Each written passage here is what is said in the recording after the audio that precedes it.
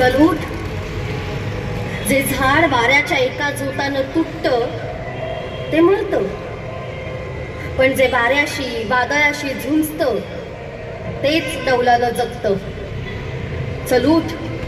हे तुझं नशीब नाही आणि तुझं भविष्यही नाही. आपलं नशीब आपण स्वतः लिहायचं असतं.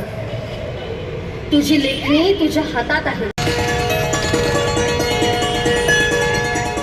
होय, मी लढेन. मी तुटणार नाही. मी माझं नशीब स्वतः लिहीन. मी जगून दाखवेन.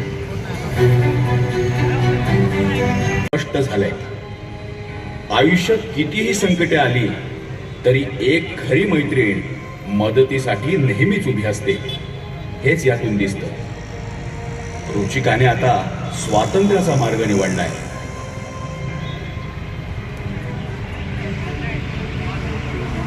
रुचिका, रुचिका तू आलीस. मला माहित होतं तू असंच काहीतरी करशील. मी वाट बघते अगं इथे तुझी. बोल बोल, काय निर्णय घेतलास तू? अगं तुझे डोळे बोलतायत की तू आता परत मागे फिरणार नाहीयेस. अंजली, मी खूप सहन केलं ग. खूप खूप या बंधनातून, या नरकातून बाहेर पडायचं ठरवलंय. मला तुझ्या निर्णयाचा अभिमान आहे. अगं तू एकटी नाहीयेस. मी आहे तुझ्यासोबत, अगदी प्रत्येक पावलावर आहे. रुचिका, तुझं स्वातंत्र्य हेच आता आपलं ध्येय आहे.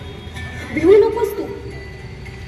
अगं समाजात अशी अनेक लोक आहेत जे तुला साथ देतील आणि आम्ही आहोत ना, आपण एकत्र लढू. थँक्यू अंजली.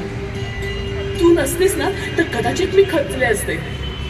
तुझ्या या एका शब्दानं मला जगण्याची नवी उमेद दिली आहे. आता मी माघार नाही घेणार. आता मला जगायचंय, माझ्या स्वप्नांसाठी, माझ्या शिक्षणासाठी. चल तर बोल.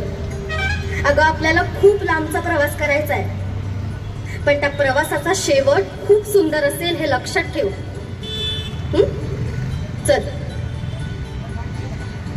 रुचिकाच्या प्रवासातला अंतिम आणि सर्वात प्रेरणादायी क्षण. तिने आपल्या संघर्षाला, आपल्या वेदनांना यशात बदललं. ती आता मोठी IAS ऑफिसर झाली. तिच्या संघर्षाने, तिच्या धैर्य